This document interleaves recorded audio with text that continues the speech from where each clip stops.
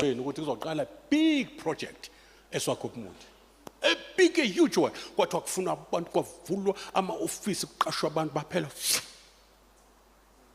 Kwasalo gogo nje, singakhonza nogogo sebehambile according to prophecy. Yabona ngoba sibekiwe as ambassadors, as representatives ukuthi siqhubeke la uJesu egcine khona. That is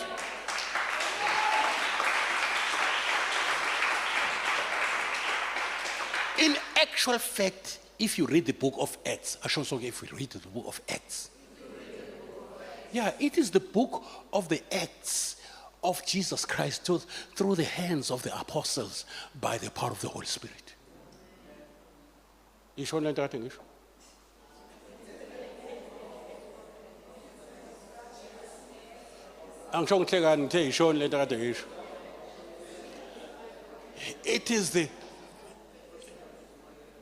It is the book of the Acts of Jesus Christ by the hands of the apostles. You want the fivefold, five fingers in the hand of Jesus.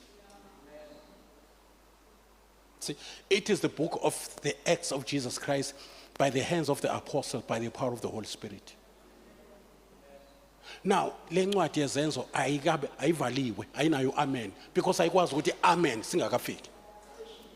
We are the continuation of the book of Acts.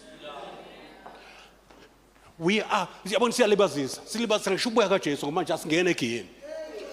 are the book of the Acts of Jesus Christ through us by the power of the Holy Spirit. I say because uNkulunkulu akamkhethi wabuso. If you avail yourself, uNkulunkulu uzosebenza wasebenza ngembongolo, yakhuluma ingazange ikwazi ukukhuluma. Wasinda umprofeti ezofa. Wasindela imbongolo. Yabo? Wasebenzisa induku kaMoses uNkulunkulu. Yanele yathi induku yaqondana namanzi avuleka. Induku. Wena ungaphezulu kwenduku esandleni sikaJesu. Induku esandleni sikaMoses yavula ulwandle. Wena uyinduku esandleni sikaJesu. Yabo? Kuno oil inqwaba usanda kutholakala la eSouth Africa ongasenza sibe independent siziuthengisa kwamanye amazwe awungaye ezandleni lezirungu ezicorrupt ngoba le oil ifa labangcwele ifa labantu bakaNkulunkulu igolide leli ifa labantwana bakaNkulunkulu kufanele sivale emthandazweni sivale siyeshoma sho prophet phambo kamakhosi. In the Old Testament, kwakukhona abantu ababe anointwa, the king, the priest, and the prophet.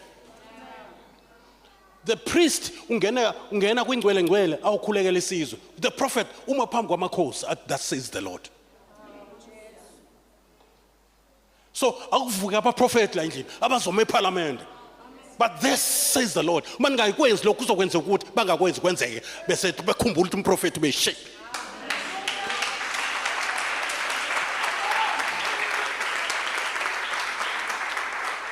Abantu abazoprofeta unreservedly abazoprofeta icebo likaNkulunkulu ngabantu bakaNkulunkulu emhlabeni kaNkulunkulu bathi akubuyele uthi uNkulunkulu abuyele umthandazo ekoleni kumenyezela igama lithi Jesus. Uma ningakwenzi lokho ingane zenu zizophambana amakhanda zizokwenza lokhu nalokhu kuzongena ama drugs more zizogwazana sidubulane. If you don't do that